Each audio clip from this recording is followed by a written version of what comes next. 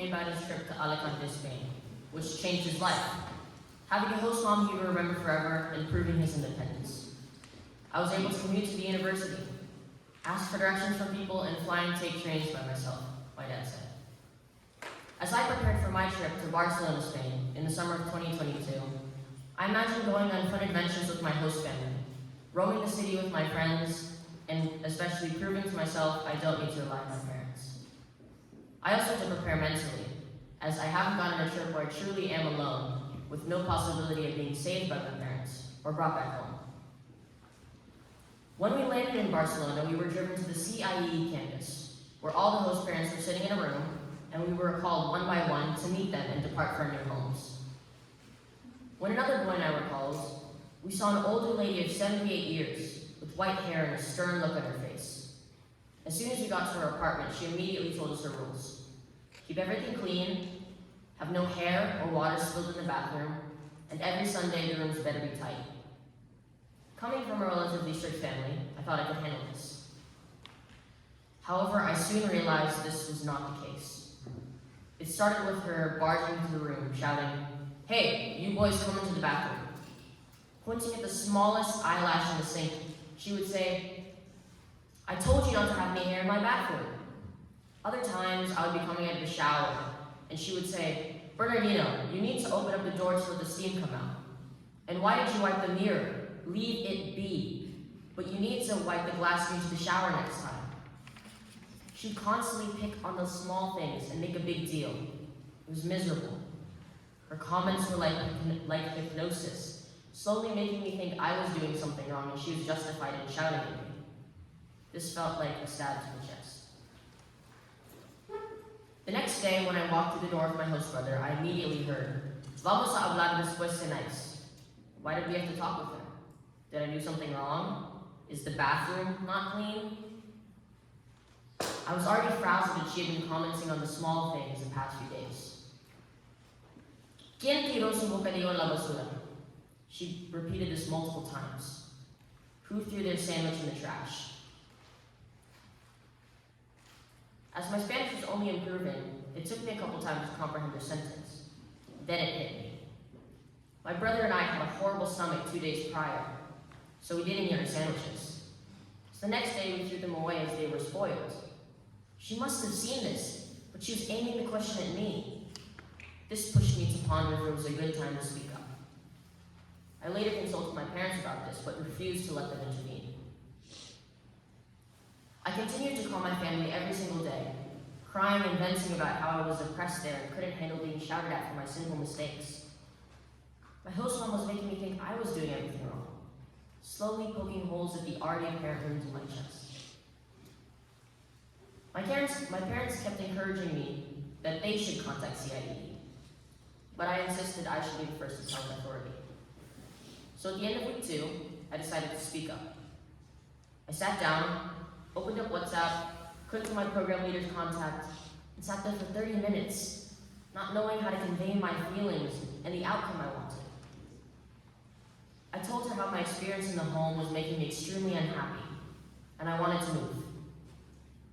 She just said, "We will speak with the head of homestays tomorrow."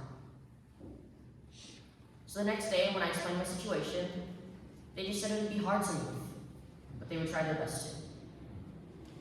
However, the result was nothing. No extra homestay families, nobody to take me, no safety. My parents didn't take this lightly, and I finally let them contact CIEE themselves. The next few days were filled with constant phone calls, emails, and messages to CIEE regarding how I needed to move, and my host mom was tearing it from the inside out. Then my program leader texted me, "Have your stuff ready by 9 p.m. Finally, a host was here to save me. She was amazing, between allowing me to be independent, make my own decisions, and not saying a word about my cleanliness." So at the end of my trip, when I said adios to my new host mother and greeted my family, I felt the hole being patched up in my heart. The fix? Accepting that sometimes you can't do everything on your own, and it's okay to rely on others. Thank you.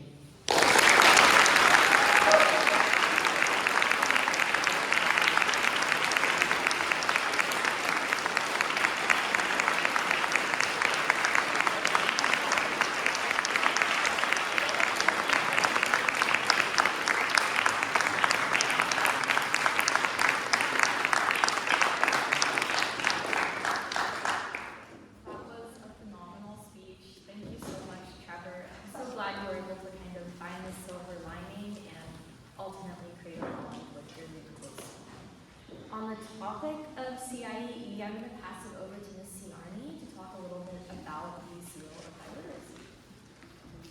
Is that not today? About what? The Seal of High Literacy? Oh, no, that's okay, it's on there for today, alas.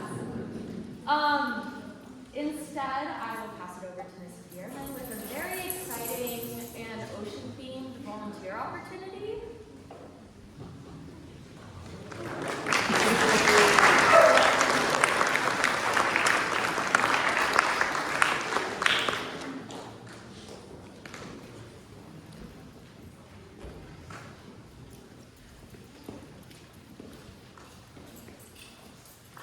I'm going to start with a joke. If you know the answer, you can shout it out. What's the most indecisive animal in the world? Human. People. Whale!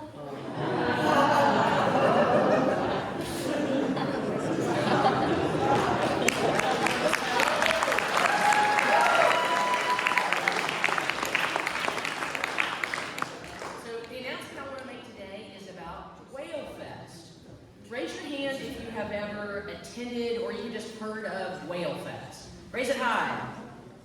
Oh, okay, so I expected that pretty much all y'all knew about this because it's been going on for a while, and I think they have, like over 100,000 visitors usually come to it, but it's a festival that happens down at the, what's the wharf called that's the tourist thing? Fisherman's Wharf. Fisherman's Wharf.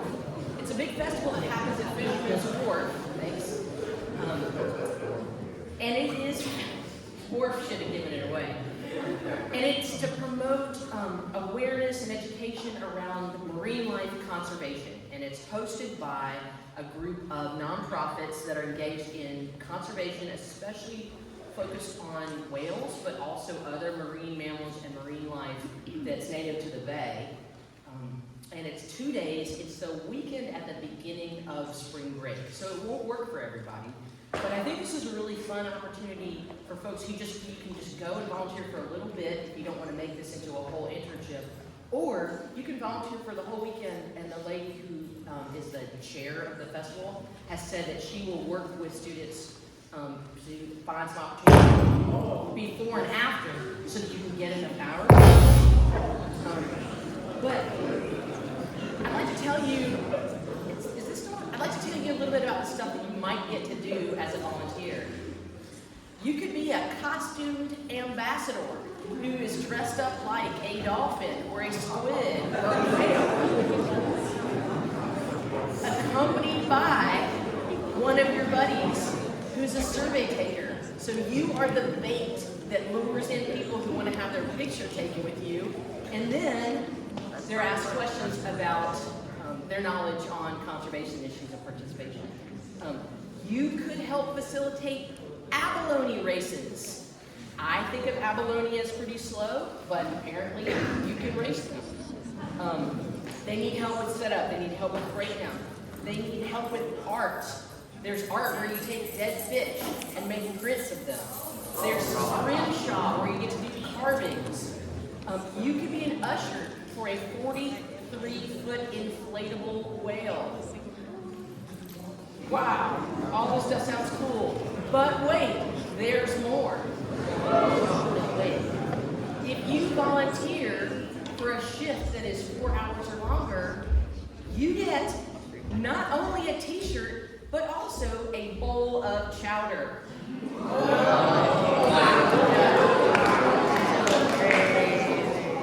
I think this sounds like a super fun and awesome internship opportunity, and you can do it with whole gangs of your friends.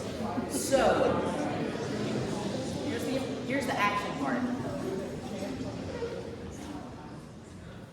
If you're interested, number one, find out if you're going to be in town the first weekend of spring break.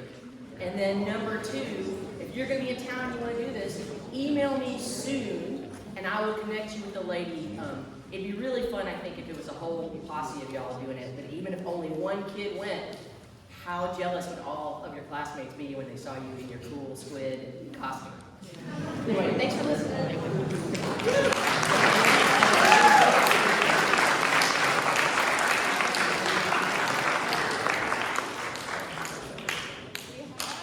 have like celebration after celebration lined up for today. First, I'm going to hand it over to the lovely girls basketball team, followed by Miss Williston for an AMC announcement.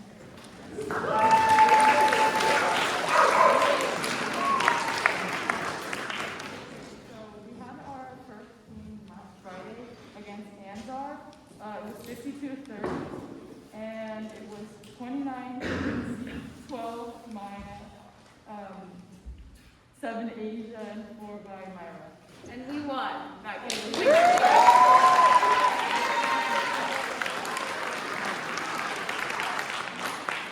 And then we had another game against Saba, and we won 56-8.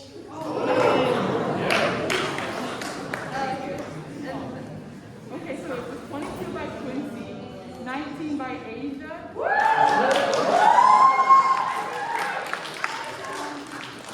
Myra had 6, Ava had 6, and I had 6.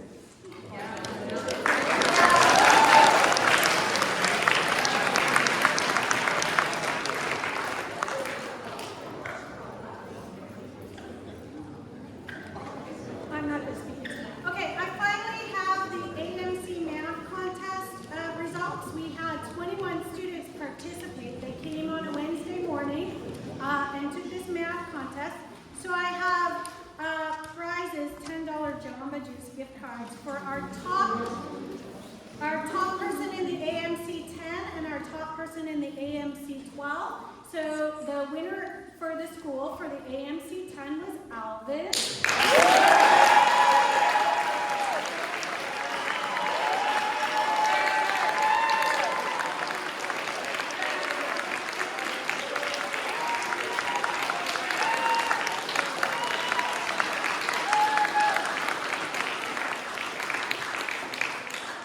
And the winner this year for the AMC 12 was Patrick Liu in grade 11. Where's Patrick?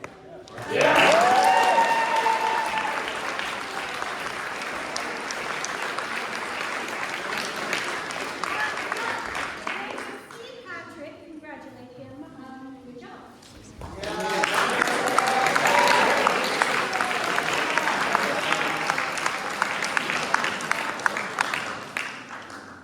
Congratulations, Alvin and Patrick. Next, I'm going to pass it over to Miss Taylor.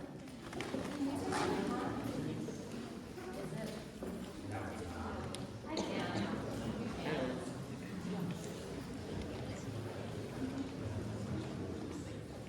Hey, guys. Is that working again? Almost.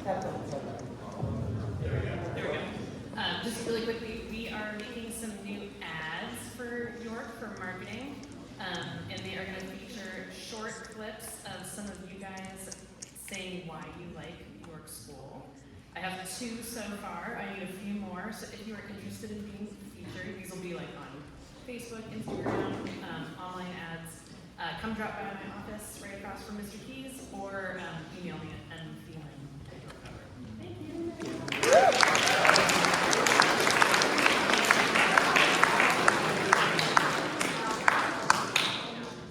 Some of you may know we haven't had winter ball in, 3 years now? But luckily the sophomore class is coming to the rescue. Riveting announcement from Lillian Softon.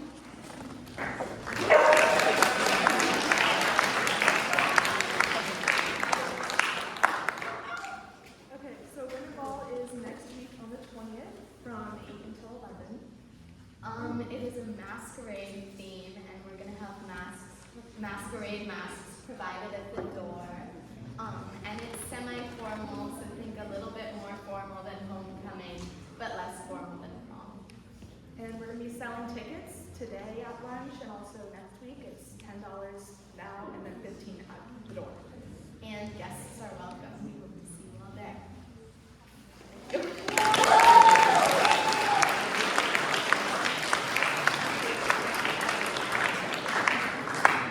Okay, first I'm going to introduce Mr. Keys, Mr. Peters, and then Thank you.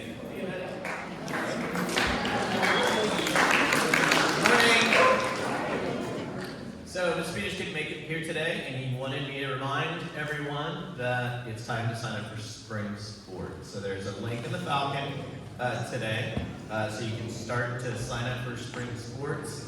Do that as soon as you can, so that we know what our numbers are for spring sports. Spring sports is coming up. That's exciting.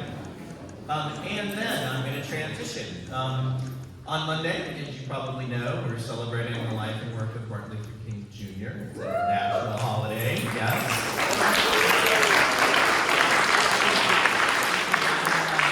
We're going to set the stage for Ms. Ciarni and Ms. Nadaner. We're going to give a little presentation. So the goal for PATH today is to carefully reflect on King's use of nonviolent civil disobedience, advance the cause of freedom, and take action against the scourge of racism.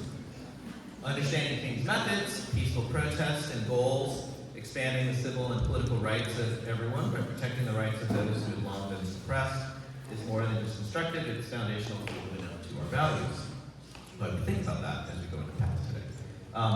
Nonviolence was not an end in itself for King, but rather a means to achieve social and political equality.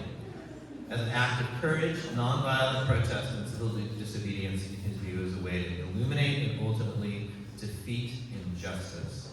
The King Center in Atlanta states that the end result of nonviolence is redemption and reconciliation. And I know Ms. Ciarni is going to talk about action also. Therefore, today is an opportunity for us to reflect on King's campaigns to end racial segregation and advance racial equality in an ongoing effort to protect liberty and promote justice. With this in mind, I hope we have an engaging PATH discussion and appreciate why we honor King with a national holiday this coming Monday. I'll now hand it over to Ms. Ciarni to talk more about MLK. Ms. Ciarni.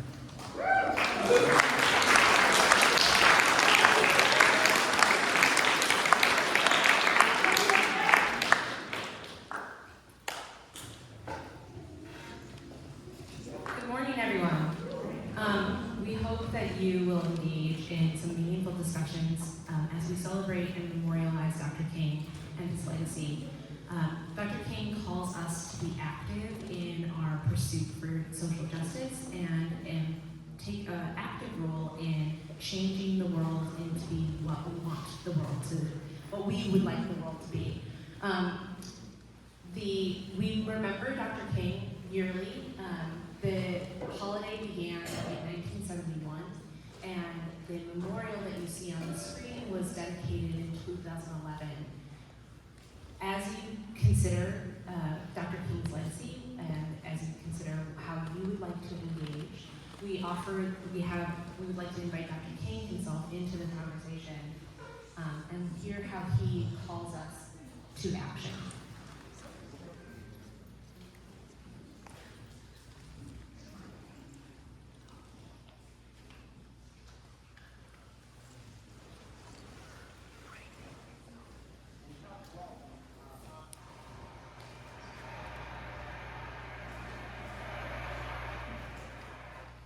So this speech that we're going to be listening to the last few minutes of, Dr. King gave the speech in October of 1967 to a junior high in Barrett Junior High in Philadelphia. Finally,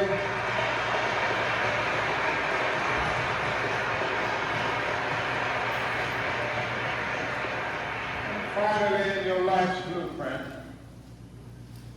must be a commitment to the eternal principles of beauty, love, and justice. Don't allow anybody to pull you so low as to make you hate them. Don't allow anybody to cause you to lose your self-respect to the point that you do not struggle for justice. However young you are, you have a responsibility to seek to make your nation a better nation in which to live. You have a responsibility to seek to make life better for everybody.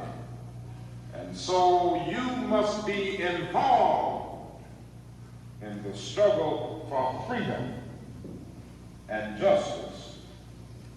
Now, in this struggle for freedom and justice, there are many constructive things that we all can do and that we all must do. And we must not give ourselves to those things which will not solve our problems. You've heard the word nonviolent and you've heard the word violent. I happen to believe in nonviolence.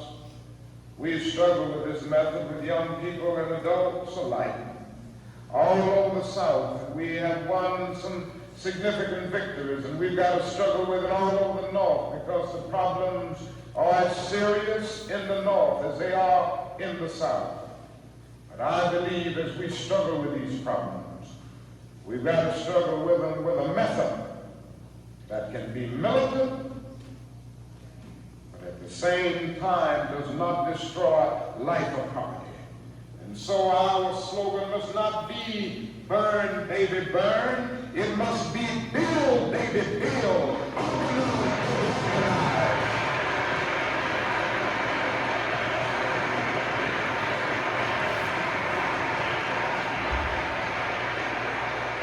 Yes, our slogan must be learn, baby, learn, so that we can earn, baby, earn.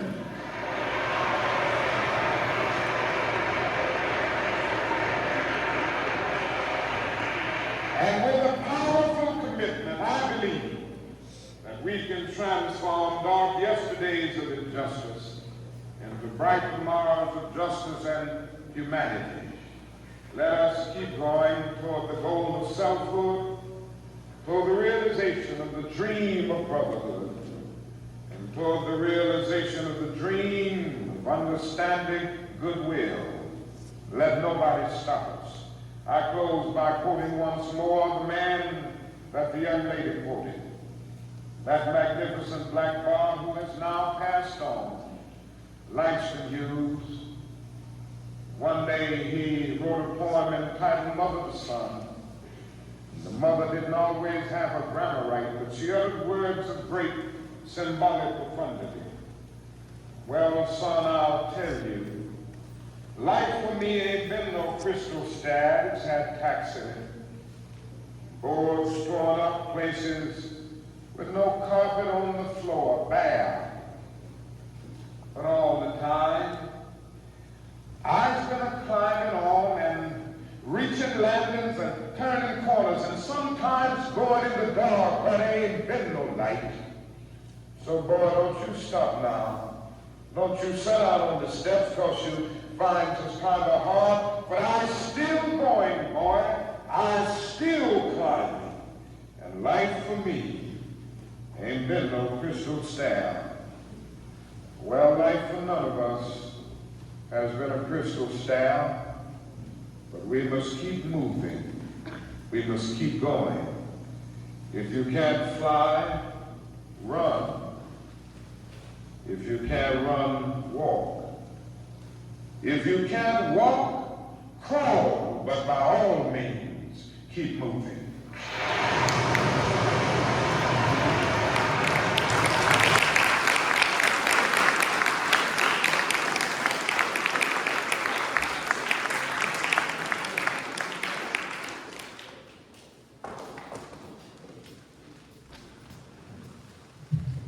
Hi, everybody. I just want to share two of my favorite Dr. King quotes and a few small ways that I infuse or I try to his legacy in the work that I do. The first quote, "We know through painful experience that freedom is never voluntarily given by the oppressor. It must be demanded by the oppressed." The second quote, "Our lives begin to end the day we become silent about the things that matter.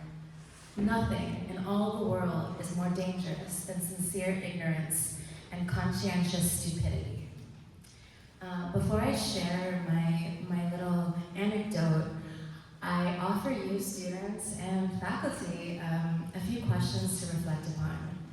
The first one, how would you define the role of the individual as part of the global fight for equality? Number two, if you had the opportunity to work on a project about equality and tolerance, what kind of project would you bring to fruition? What would you do and why? And lastly, and this is more to our collective society, why do we seem to spend such limited time talking about and reflecting upon this? Why are we doing this on the anniversary and not throughout the year? So as part of my work as an educator and to better understand and create actionable, proactive, intentional, and visible ways to honor and move forward the legacy of Dr. King in our contemporary society, I do my best to infuse his teachings in the classes that I teach. I strive to give voice and greater visibility to marginalized communities that have been too often overlooked in school curricula. For example, in some of my classes, we consider the ways in which marginalized populations in Latin America have fought for justice and equality and reflect on the contributions of Indigenous and Afro-Indigenous women to Latin American society. Some questions we explore are how are language rights and sovereignty over Indigenous land related?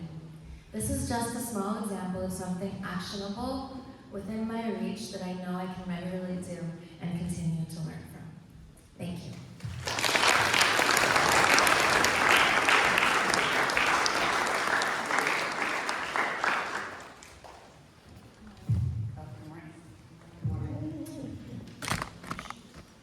Okay, I want to share, in the same vein as Ms. Nadinair shared, that the question of why this should be something that we think about, why this should be something that we think about all year and that we infuse in all the things that we do. And on a day like today, or on really Monday, on Martin Luther King Jr. Day, I like to think of it as a reminder that he was a living, breathing person who lost his life to the work that he was doing. He was someone who said that as he was accepting the Nobel Prize, he spoke out against people who do nothing. So anyone who is passive in injustice, anyone who is passive and accepting of evil is complicit in evil. And that's an important reminder. He was an activist for radical racial equality. He was an outspoken opponent of war. He was in capitalism and organized religion. He was someone who supported those who were poor and was a fighter for equality in terms of class and socioeconomic status. And in days like this, when we are thinking of him as a hero, it's important to also remember that his approval rating before he died was about 30%. So over 2/3 of Americans disapproved of what he was doing, and he still continued to do it. He still continued to fight, and it was not until after his death in the 80s and 90s and even into today that now his approval rating is over 95% of Americans believe of him as a hero. And so I think that in this moment that we lost someone who did incredible work, and that it's important for us to continue to protect and support people that are continuing his work now while they are alive and keeping them safe as we continue to do the work all together. And so really continuing what he was doing and safeguarding those people because we lost him. So.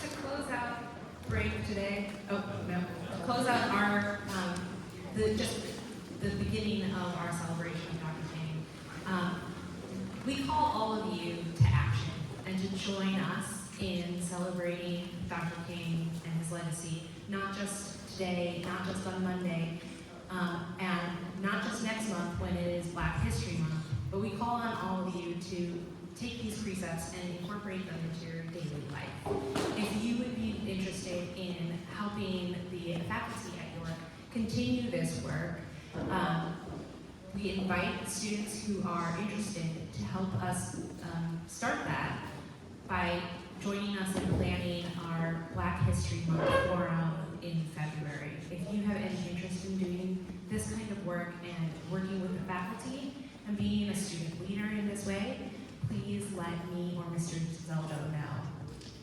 Thank you very much, and as you exit, after the end of break, as you exit, please head quickly and quietly to Pat so that you can continue these reflections.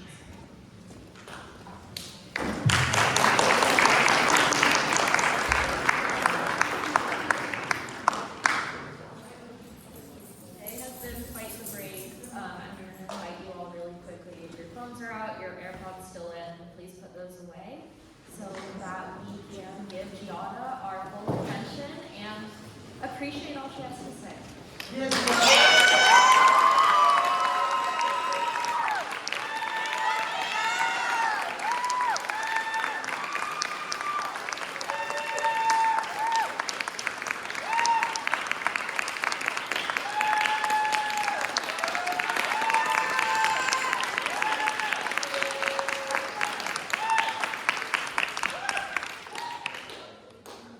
feeling of being trapped in a bubble with no way to get out, no air to breathe, that's what anxiety feels like.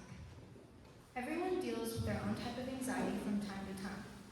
Nervous for test anxiety, speech anxiety, and even excited anxiety like meeting someone for the first time. But what I experienced, for as long as I can remember, was different than that. My first vivid memory of my anxiety occurred when I was in 3rd grade. I had just gotten back from recess and we were all lined up outside our classroom. All of a sudden, my heart started beating faster than I've ever felt before. My palms were sweating and my breathing was weighing on me. Our teacher told us that it was time for Spanish, so we all got up and started walking, but I was so lost in my breathing that my mind was blank. I tried to walk with the rest of my class, but I couldn't focus on anything but what was happening inside me. I didn't understand this feeling or why it was happening, but I knew it wasn't right.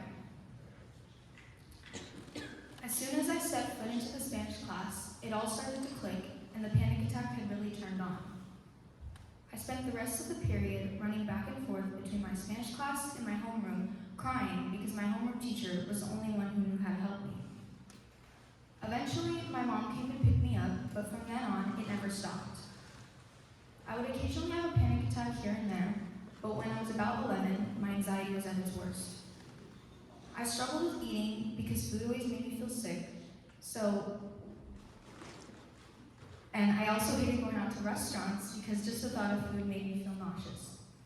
I didn't like to go places without my mom because I was always scared that something bad might happen to me, or that I might have a panic attack when she's not around. I felt so alone, as if no one was able to understand what I was going through. Throughout all of elementary school, all my friends would have sleepovers and hang out, but I was never able to. I started to develop bad stomach pains that occurred all the time. I complained about it so much that my mom finally decided to take me to a doctor. They then referred us to go to a special doctor at a hospital in San Francisco to get a surgical procedure done to see what was going on inside my stomach. But just the thought of that had created more stress. I had experienced having a procedure done in the past, but nothing as serious as this. After it was over, we waited a few weeks to see what the results were, and when we finally had received them, it said that they didn't find anything unusual and that everything was okay.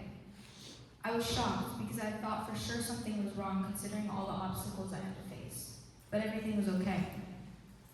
That's when I was finally told that I had been suffering with anxiety, which was trying to control me once again. My battle with anxiety is never ending, and I'm still dealing with it to this day. Although I've grown a better relationship with food and I'm able to go places by myself, the feeling still comes around from time to time, as if it's waiting to strike back. It'll never fully go away, and that's why I've learned to cope with it on my own by taking big deep breaths and slowing myself down. Living in a constant fear and worry that something bad might happen has caused me to miss out on many things in my life. But it's because of those experiences that I'm able to stop my anxiety by using just a few simple steps, because nothing lasts forever. Thank you.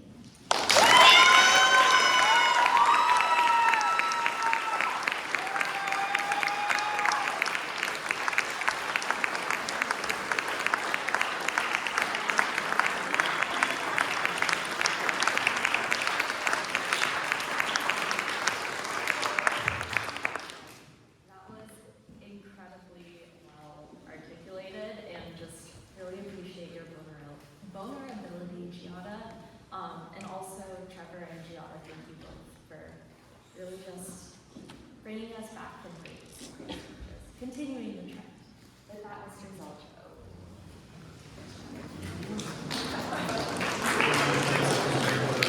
Yeah. So we have just a few minutes for PATH, so please hustle to PATH. In PATH groups today, we're going to talk a little bit about the legacy and significance of Martin Luther King. And then we have Monday as our holiday. So Monday is also with the sort of the legacy of MLK is a National Day of Service. So we encourage you to find time with your friends and your family to do some sort of service for the community. So with that, please make it to PATH. My PATH stays here. Thank you. Okay.